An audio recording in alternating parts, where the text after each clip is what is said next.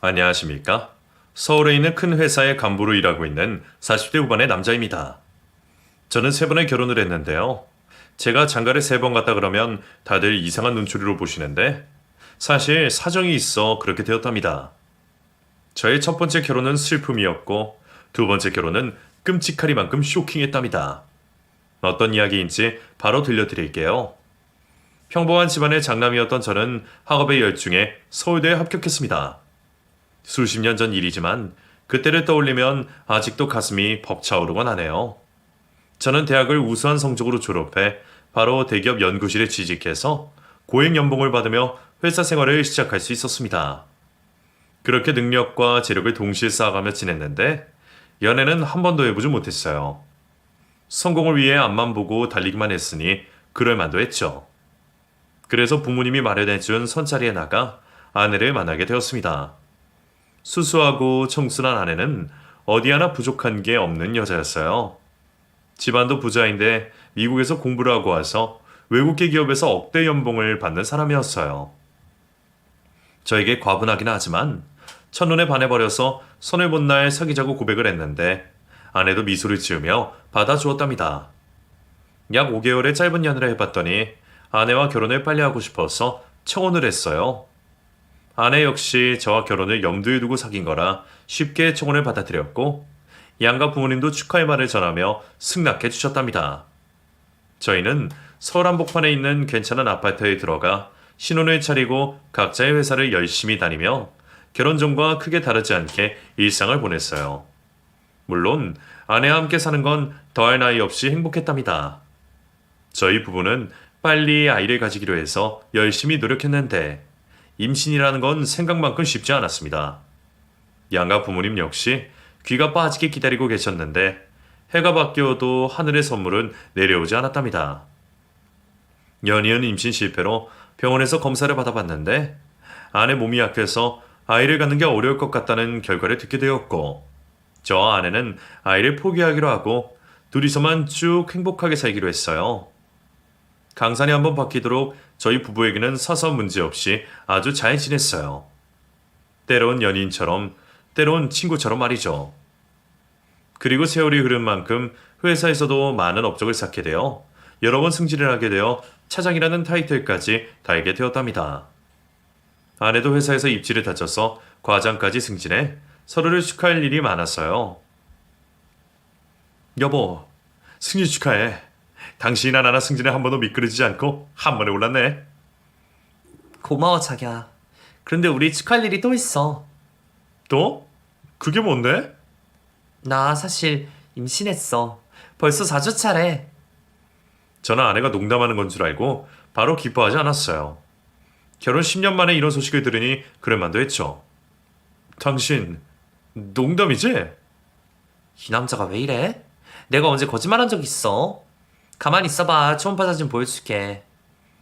아내는 가방에 있던 초음파 사진과 진료 기록을 보여주며 임신을 증명했어요. 그제야 저는 아빠가 된다는 기쁨에 쾌재를 불렀습니다. 아싸! 나도 아빠가 된다! 내 마누라가 임신을 했다! 이런 선물이 생길지는 상상도 못했지. 10년 동안 나를 이해해주고 아무렇지 않게 대해줘서 고마워. 에이, 고맙긴. 당신이 나랑 결혼해서 살아주는 것만으로도 황송하다고. 여하튼 우리 이제 부모가 될 준비를 해야겠네. 뭐부터 해야 되지? 이제 겨우 4주 차라니까. 준비는 천천히 해도 된다고. 하지만 저는 아빠가 된다는 기쁨을 주체하지 못하고 다음날 아기 용품과 옷 그리고 요람까지 사와서 아기 방을 꾸몄답니다.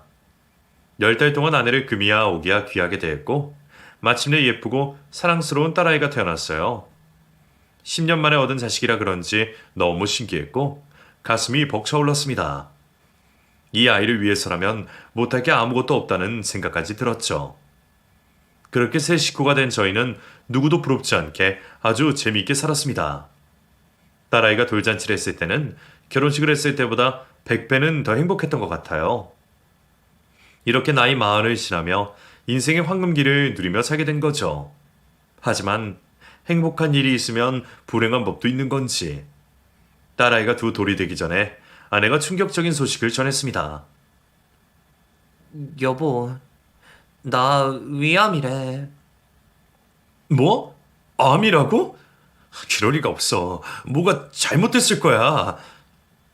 벌써 병원에 두 군데나 가서 검사를 받아봤어. 분명한 암이라고 했어. 저는 한숨을 쉬며 상태가 어느 정도까지 진행되었냐고 물었습니다. 아내는 위암 4기이고 수술과 치료를 받아도 살 수 있는 확률이 10%밖에 되지 않는다는 말을 전했어요. 하늘이 무너지는 기분을 느끼며 아내를 끌어안고 펑펑 울고 신라 같은 희망을 품으며 함께 병원으로 향했답니다. 힘든 수술과 항암 치료를 받아봤지만 암세포는 여전히 아내 몸을 갉아먹고 있었답니다. 그렇게 몇 달을 버티던 아내는 작별 인사도 없이 세상을 떠나고 말았어요. 제 자신보다 소중하고 사랑했던 사람이 떠나니 아무것도 하고 싶지 않았습니다. 너무 슬퍼서 딸아이를 보는 것도 하고 싶지 않아 부모님께 맡겼어요. 회사도 잠시 휴직을 하고 홀로 방 안에만 들어박혀서 석 달 동안 술만 마셨습니다. 부모님과 처부모님이 자주 찾아와서 정신 차리라고 일렀지만 쉽게 일어설 수 없었네요. 그래도 딸을 생각해서라도 다시 인생을 살아야 한다는 생각이 샘솟아서 어두운 방을 나왔답니다. 제가 일할 때는 부모님 댁에 딸을 맡겼다가 퇴근하면 데려오길 반복하면서 바쁘게 살다 보니 어느새 마음의 안정을 차리게 되었고 아내를 잃은 슬픔을 잠재울 수 있었습니다. 그렇게 몇 년의 세월을 더 보내자 회사에서 부장 자리에 오르게 되었고 또 몇 년 뒤에는 전무까지 오르게 되었어요. 그 사이 딸아이는 초등학교 3학년이 되어 학교 생활을 재밌게 하고 돌아왔답니다. 그간 여자를 만나지 않고 딸만 보고 살았더니 딸아이가 저에게 말하더군요. 아빠는 재혼 안 해? 어? 자애야, 너 아빠가 결혼하면 좋겠어? 혹시 엄마가 필요한 거니? 둘 다야. 요즘은 결혼 두 번 한 사람들도 많다잖아. 내 눈치 보지 말고 좋은 여자 있으면 잘 생각해봐. 우리 딸이 언제 이렇게 컸대? 아빠 생각하는 말도 할 줄 알고. 딸이 저를 생각해주는 마음은 고마웠지만 아내를 잃고 9년 가까이 여자를 만나보지 않아 연애세포가 모두 죽어서 여자한테는 관심도 없었습니다. 제가 재혼해야 한다는 것에 관심을 갖는 건 딸뿐만이 아니었어요. 부모님도 이제 그만 호래비로 살고 새색시를 얻어 평범하게 살아보라며 선을 보라고 부추겼습니다. 아직 마음의 준비가 되지 않았다고 말씀드렸더니 저에게 허락도 받지 않고 선자리를 약속 잡으셨답니다. 그래서 결국 아무 생각 없이 선자리에 나가게 되었네요. 상대는 이혼을 한 돌싱에 아이가 없는 여자라고 했어요. 집안도 부유하고 저보다 6살이나 어렸어요. 또 이혼 후 영국에서 공부를 하고 와서 큐레이터로 활동하는 엘리트였답니다. 혜경씨, 전 딸아이가 있어요. 만약 결혼을 하게 된다면 계속해서 같이 살 거고요. 혹시 예상하지 못한 말이라면 이쯤에서 헤어지도록 하죠. 왜 대답도 안 듣고 가시려고 해요? 전 딸을 가지고 싶었어요. 민석 씨랑 결혼하게 되면 딸아이를 제 자식으로 여기고 살 거라고요? 네? 혜경씨 정도면 저보다 잘나고 젊은 사람을 만나실 수 있잖아요. 애 딸린 호래비가 가당키나요? 전 민식 씨처럼 인간성 좋은 사람한테 끌려요. 딸아이가 있다고 해서 걸림돌은 되지 않으니 걱정하지 마세요. 적극적으로 저에게 어필을 하며 계속 만나보자고 하더군요. 그래서 저는 마음의 문을 열고 혜경 씨와 사귀게 되었습니다. 처음에는 별 마음이 없었는데 자꾸 만나다 보니 설렘도 느끼게 되었고 회사에서 일하는 중 눈에 아른거리기도 했답니다. 그렇게 새로운 사랑을 시작한 지 얼마 지나지 않아 혜경 씨가 바로 결혼하고 싶다는 말을 꺼냈어요. 민식 씨, 저 민식 씨 집에 들어가서 살면 안 될까요? 네? 결혼식도 올리지 않고요? 저나 민식 씨나 결혼식을 해봤는데 뭐하러 그 귀찮은 걸 또 하려고 해요. 그냥 혼인신고만 하고 같이 살면 좋을 것 같은데? 아, 그렇긴 하죠. 그런데 너무 갑작스러워서 뭐라 대답해야 할지 모르겠네요. 뭐야, 아직도 저를 두고 간해보고 계신 거예요? 저랑 같은 마음인 줄 알았는데 제 착각이었나요?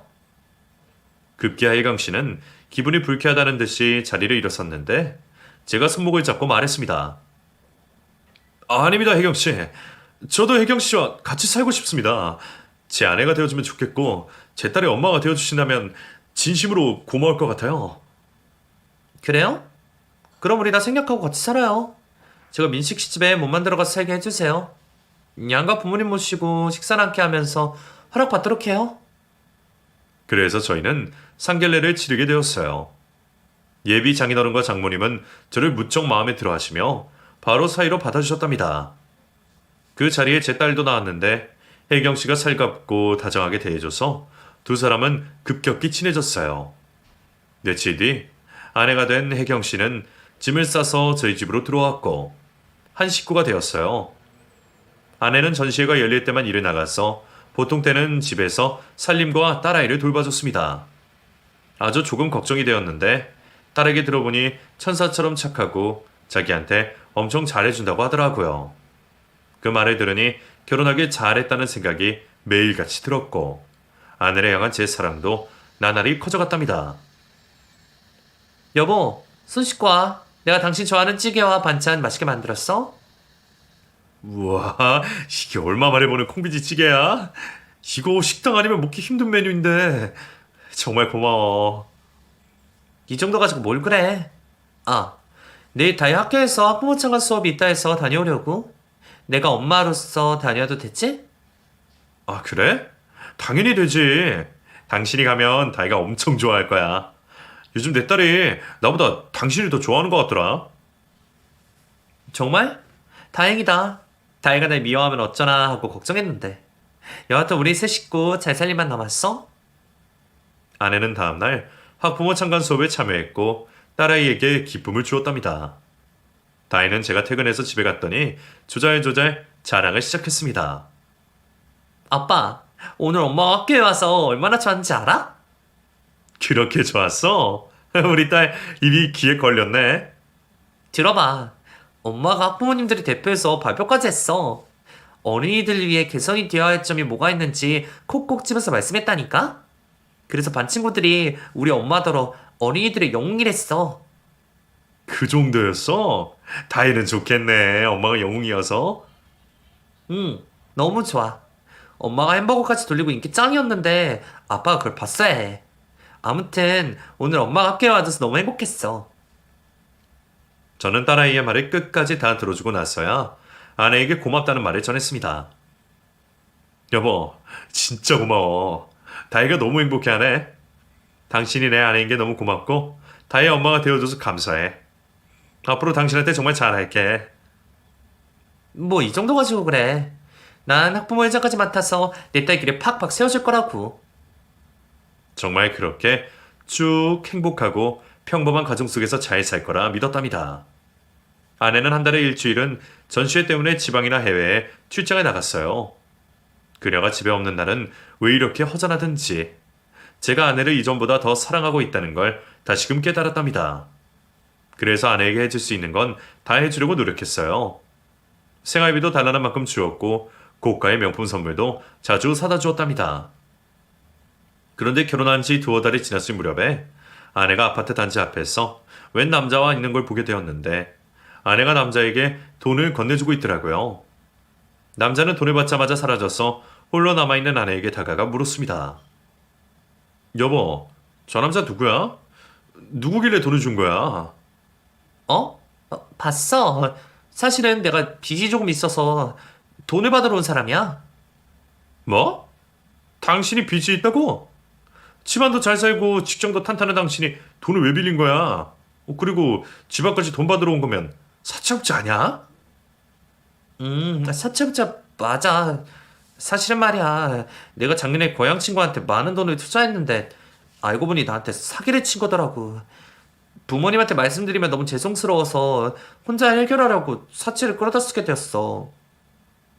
아이고, 그런 일이 있었단 말이야. 당신 말 들어보니까 장인 장모한테 비밀로 할 만했네. 그런데 빚은 얼마나 남은 거야? 거의 1억 정도. 그런데 당신 신경 쓰지 않아도 돼. 내가 이래서 갚을 수 있어. 하지만 저는 아내가 사채업자에게 시달리는 걸 보고 싶지 않아 빚을 탕감해주겠다고 일렀습니다.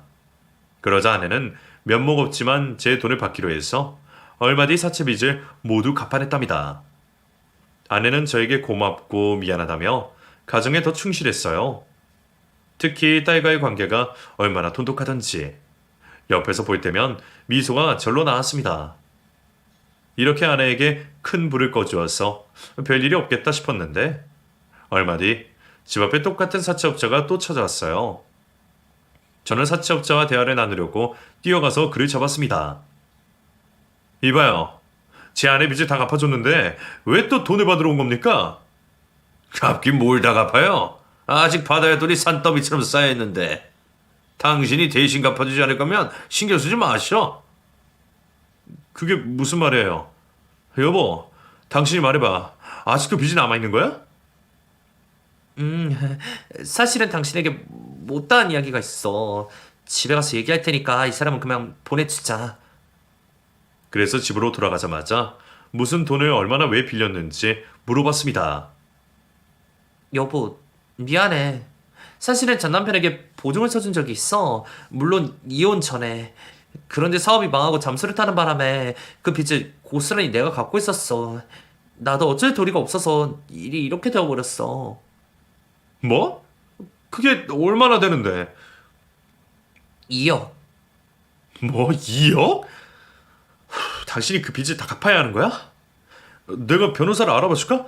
분명 방법이 있을 거야. 아니야, 이미 시도해봤어. 그런데 보증을 선 내 잘못이라고 다 갚아야 한다더라. 아휴, 큰일이네 그럼. 당신 부모님께 말씀을 드리지 그랬어. 도와달라고 하면 충분히 도와주실 수 있잖아. 그건 안 돼. 우리 부모님이 전 남편 때문에 몇 번이나 쇼크로 쓰러지셨었어. 사실 전 남편은 개차반이었어. 바람 피우는 건 물론이고 술만 마시고 들어오면 나에게 손찌검을 했어. 우리 부모님은 그걸 지켜보고 여러 번 쓰러지셨다고. 이 일까지 알게 되시면 진짜 무슨 일이 날지도 모른단 말이야. 당신 전 남편이 그런 개자식이었어? 당신 같은 여자를 두고 바람 피운 것도 모자라 손찌검까지? 나쁜 놈. 내 눈에 걸리면 가만두지 않겠어. 여보, 흥분하지 마. 이미 다 지난 일이고 나도 다 잊었어. 당신은 신경 쓸 거 없으니까 가만히 있어도 돼. 지난번에도 1억이나 도움을 받았는데 또 부담 주고 싶지 않다고.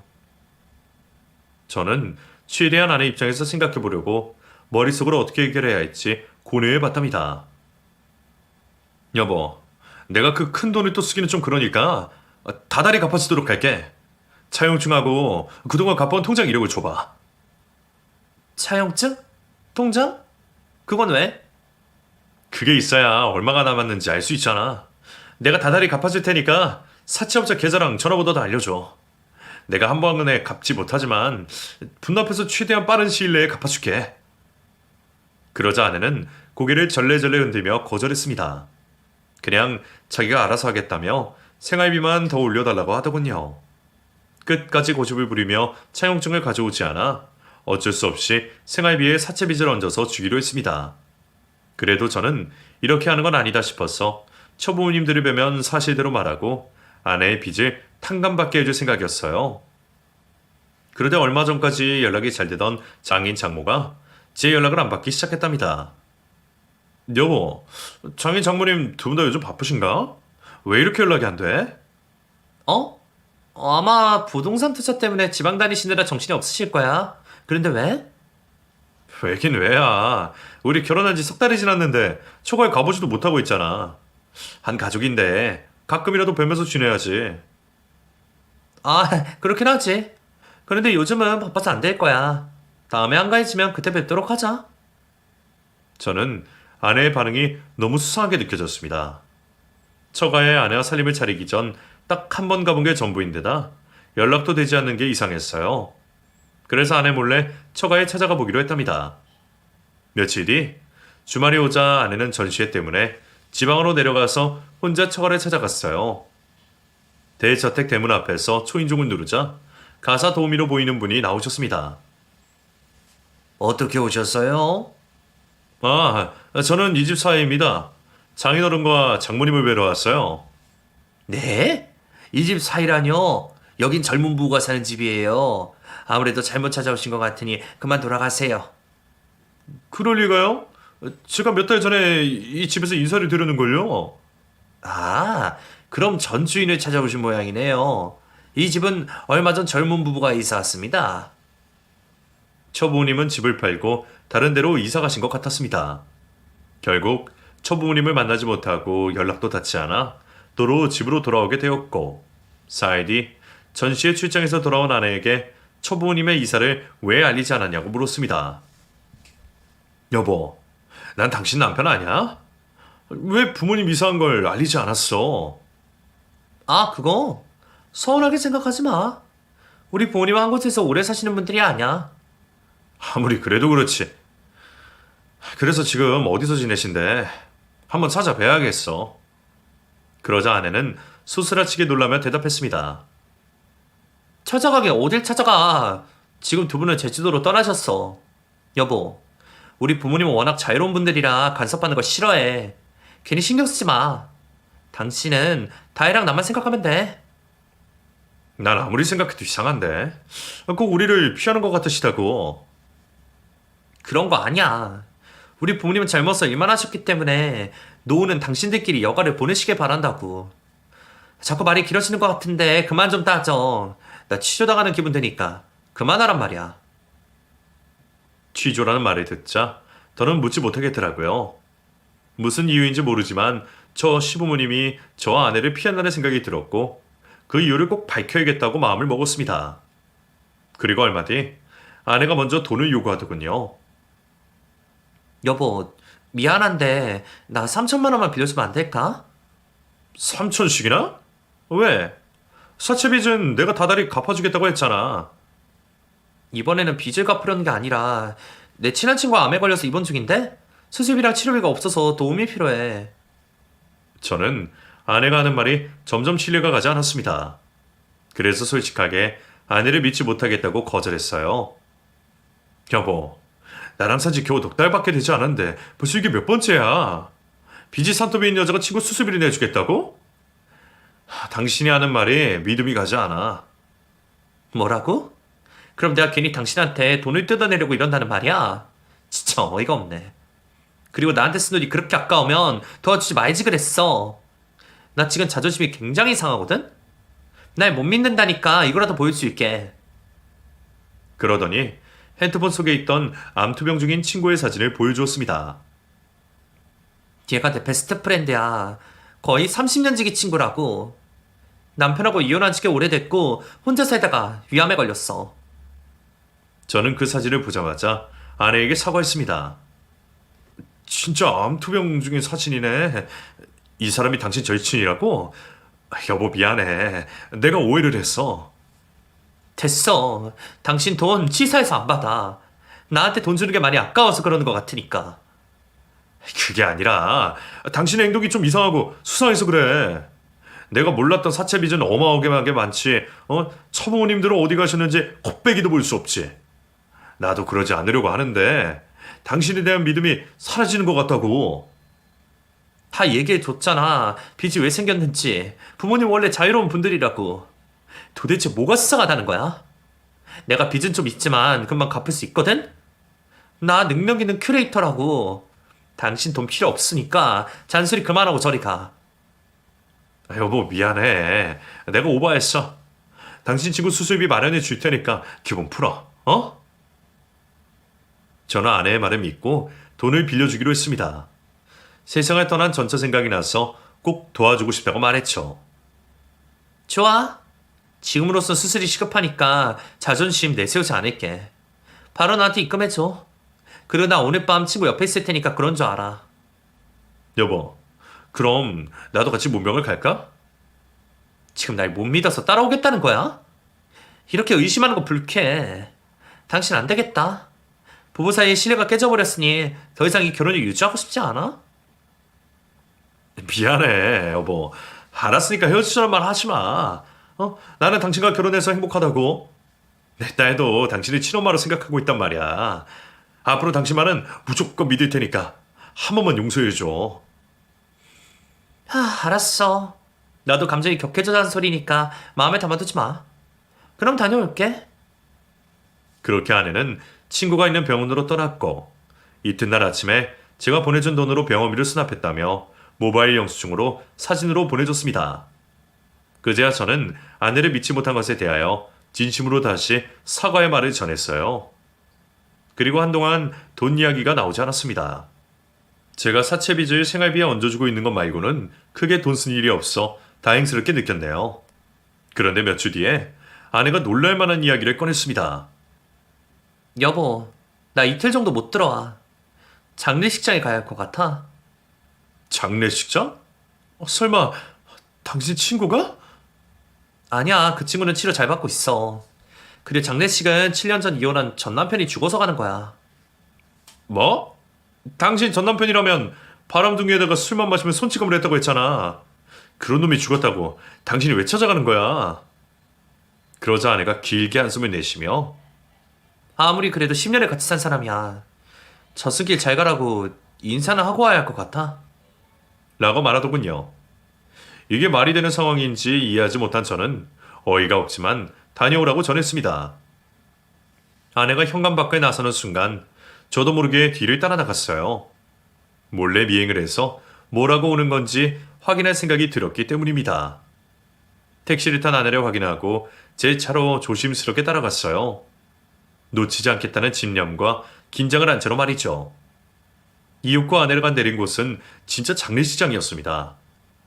여기까지는 진실이지만 이 안에서 무슨 일이 벌어지는지 두 눈으로 확인하려고 마스크와 모자를 푹 눌러 쓰고 장례식장 안으로 들어갔답니다.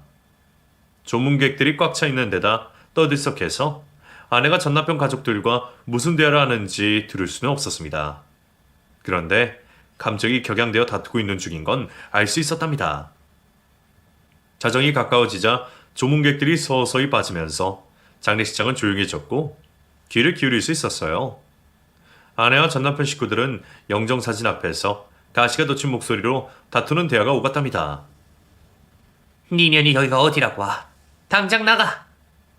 글쎄, 저는 제 딸을 데려다 키울 테니 양육비 2억 주세요. 그의 재산이 많았으니까 그 정도는 충분히 줄 수 있잖아요. 제가 양육권 소송을 하면 승소할 거라는 거 아시죠? 엄마가 멀쩡히 살아있는데 당신들이 서름이를 키울 수 있을 것 같아요? 좋은 말 할 때 내 딸과 그의 재산을 넘기세요. 저 충분히 자격 있다고요. 충격이었습니다. 자식이 없다던 아내에게 딸이 있었답니다. 이것만 해도 큰 거짓말이었는데 이어지는 대화는 저를 미치게 만들었어요. 이년이 어디서 협박이야? 부모 없고 불쌍하게 살아온 년의 가족으로 받아줬더니 바람이 나서 내 아들과 네 새끼를 다 버리고 도망갔잖아. 여기서 그 얘기가 왜 나와요? 어머님 아들이 하도 남자 고시를 못해서 내가 바람이 난 거 아니에요. 그리고 합의 이혼을 했는데 무슨 도망을 갔다고 생사람을 잡아요?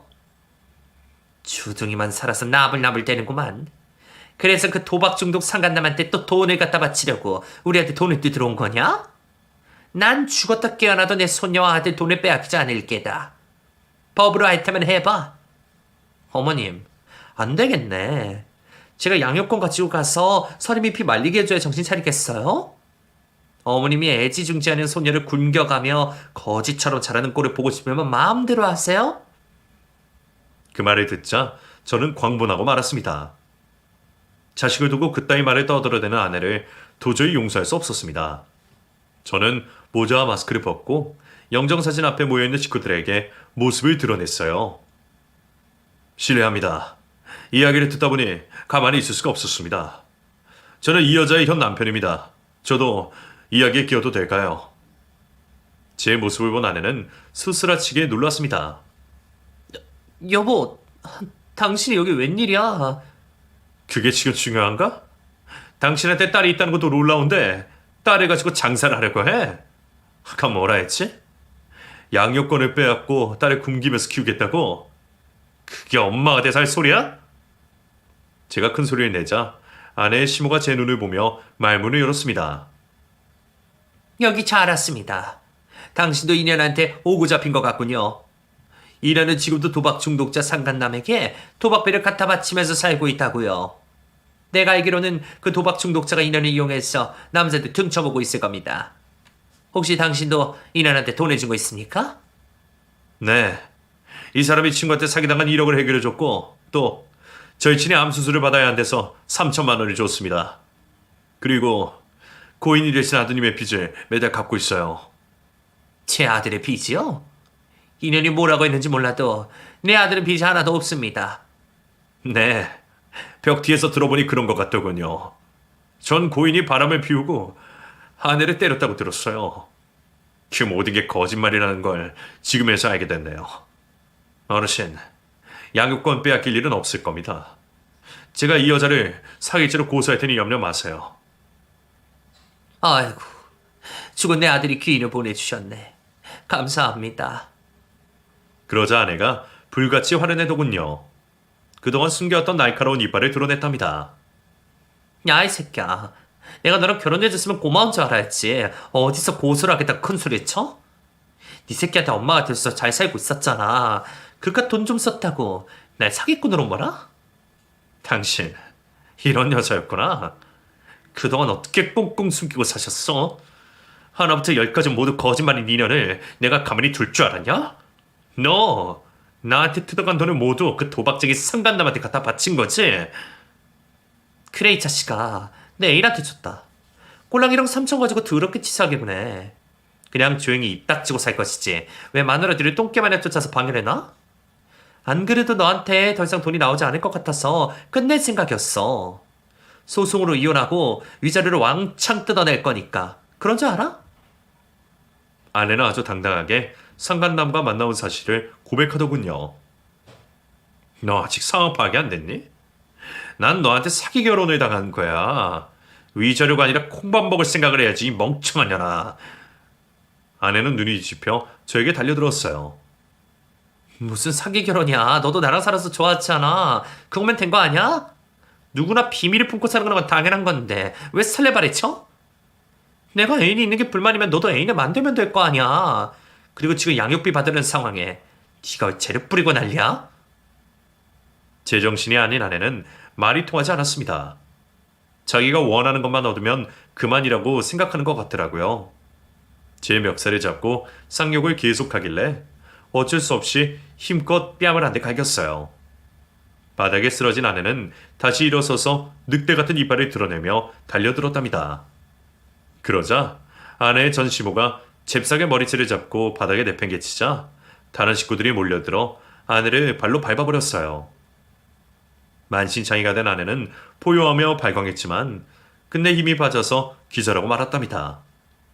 저와 아내의 전시모는 날이 밝을 때까지 기다렸다가 경찰서로 찾아가 아내를 사기죄와 협박죄로 고소했습니다. 증거가 될 만한 것들을 다 제출하자 뭔가 떠올랐어요. 아내가 친구 수술비로 수납한 영수증 사진이요. 형사님에게 이것도 위조한 것 같다며 보여드렸더니 바로 분석을 하시더니 역시나 위조된 영수증이라고 하시더라고요. 많은 증거들을 수집한 형사들은 아내의 도박 중독 상간남을 조회했답니다. 도박 전과 산범인 아주 지독한 도박꾼이라고 하더군요. 그리고 저에게 사진을 보여주셨는데 글쎄 아내를 찾아와 돈을 받아가던 사채업자가 상간남이었더라고요. 도박할 돈을 뜯으러 온 건데 저는 그것도 모르고 순진하게 아내를 믿어버렸으니 진짜 기가 차더라고요. 형사는 아내를 먼저 체포하고 조사를 했는데 그 상간남이 아내를 일부러 돈 많고 능력 있는 남자를 꼬우셔서 결혼하라고 시켰답니다. 그래서 제가 표적이 되어 사기 결혼을 당한 거고요. 장인 장모는 당연히 가짜였고 집도 가사 도우미에게 뒷돈을 주고 집이 비는 시간에 저를 불러서 연기를 한 거랍니다. 정말 작정하고 저를 속인 거였죠. 또 명문대는커녕 중학교도 간신히 졸업한 불량 청소년이라는 것도 알게 되었고 큐레이터라는 직업도 가짜였습니다. 저를 만나기 전에는 식당에서 일한 돈을 상간남 도박비로 줬다고 하네요. 이런 여자와 결혼을 했으니 아주 미칠 노릇이었습니다. 형사들은 바로 상간남을 사기죄로 수배를 해서 얼마 뒤 체포를 하게 되었는데 도박장에서 화투를 치다가 잡혔답니다. 제가 준 돈은 모두 도박으로 날려서 돌려받기 힘들 거라고 형사가 말하더군요. 너무 화가 나고 억울하지만 제가 결정하고 줬으니 누굴 탓할 수 있겠습니까? 모자란 제 탓을 하고 그 돈을 잊어버렸습니다. 얼마 뒤 저는 혼인무효 소송까지 하게 되어 아내와 남남이 되었고 사기죄로 재판을 하는 날 증인으로 참석해 그 더러운 면상을 또 봐야 했답니다. 아내는 저를 누려보며 이를 바득바득 갈고 있었고 반성하는 태도는 찾아보기 힘들었습니다. 상간남에게 얼마나 홀렸는지 재판 중에도 상간남을 두둔하고 모든 잘못은 자기에게 있다고 하더라고요. 요즘 가스라이팅이 무섭다고들 하는데 아내도 상간남에게 제대로 가스라이팅을 당하고 있는 것 같았습니다. 그러니 저와 결혼해서 돈을 뜯어내 그놈에게 도박하라고 갖다 바쳤겠죠. 두 인간은 징역을 선고받자 미친 듯이 날뛰며 판사에게 욕설을 뱉어냈답니다. 덕분에 법정 모욕죄가 추가되어 감옥에서 살 날이 늘어났답니다. 정말이지 막장 중에 막장 인간들이었습니다. 그렇게 두 년놈들은 그대로 감옥에 들어가게 되었고 저와 아내 전시모는 악수를 하며 헤어졌답니다. 이봐요. 마누라 잘못 골라서 고생 많았어요. 돈을 많이 잃어서 속이 쓰리겠지만 이렇게 천벌을 받게 되었으니 다 잊고 새 출발하세요. 네, 어르신. 어르신도 손녀딸과 행복하게 지내세요. 다시 누가 손녀딸을 빼앗아가지 못하니 걱정하지 마시고요. 이게 다 선생 덕분이에요. 진짜 내 아들이 보내준 기인 같네. 어쨌든 다음에 볼 기회가 있다면 좋은 일로 만납시다. 네, 어르신. 다음에 좋은 일로 다시 만나요. 아내와 상간남을 응징한 저희 두 사람은 그렇게 이별하고 각자의 자리로 돌아갔습니다. 집으로 돌아가자 딸아이가 엄마를 찾았는데 뭐라고 해야 할지 모르겠더라고요. 그렇게 좋아하고 사랑하던 새엄마가 알고 보니 정신병자의 사기꾼이라고 말했다간 큰 충격을 받을 것 같아 이렇게 말했습니다.